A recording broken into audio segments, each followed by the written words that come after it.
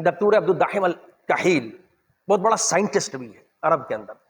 اور بڑا اچھے انداز کے اندر وہ چیزوں کو ریلیٹ کرتے ہیں آج کے دور کے جو سائنٹیفک ریسرچ ہے اور پھر اس کو قرآن کریم کے ساتھ، تو بڑا مزہ آتا ہے۔ انہوں نے ایک بڑی اچھی عمدہ بات کی، ان کا میں نے ابھی حالیہ ریسرچ کی رزق کے حوالے سے میں نے آیات دیکھی کہ رزق کے ساتھ، یہ آج کھانے کا ہی موضوع تو اسی بات پہ چل پڑی کہ ہم یہ جو رزق ہے اور کھانا ہے اور مال ہے اور انسان کی کشادگی ہے،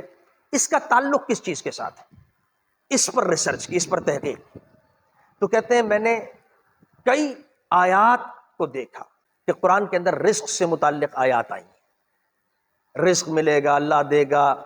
یہ ہوگا، رزق اس طرح سے، رزق سے متعلق، مال سے متعلق۔ لیکن کہ آپ یقین جانیں میری ریسرچ کے مطابق حالت یہ ہے، کسی بھی رزق، مال، یہ بڑی اہم آج آپ کا نقطہ آپ کو ذکر کر رہا ہوں، سبھی ہم اسی پریشانیوں میں رہتے ہیں کہ تنخواہ نہیں بڑھ رہی، اور تنخواہ کے معاملات اور امور اور پیسوں کے معاملات اور گھر میں تنگی کے حالات اور معاشی مسائل اور یہ ساری چیزیں، اور آج کے دور میں ہر پریشان، کوئی دو رائے نہیں ہے۔ اس پر انہوں نے بڑی زبردست ریسرچ کی، بہت زبردست۔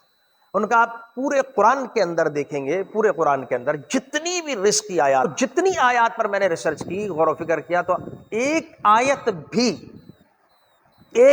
بھی سنگل آیا، میں نے ایک آیت بھی ایسی نہیں دیکھی کہ جس میں رزق کا تعلق قرآن نے اور اللہ نے بندے کے عمل سے، اس کی محنت سے، اس کی جد و جہد سے جوڑا۔ کمال بات کی اس نے، ایک عجیب بات اس نے نقطہ اٹھایا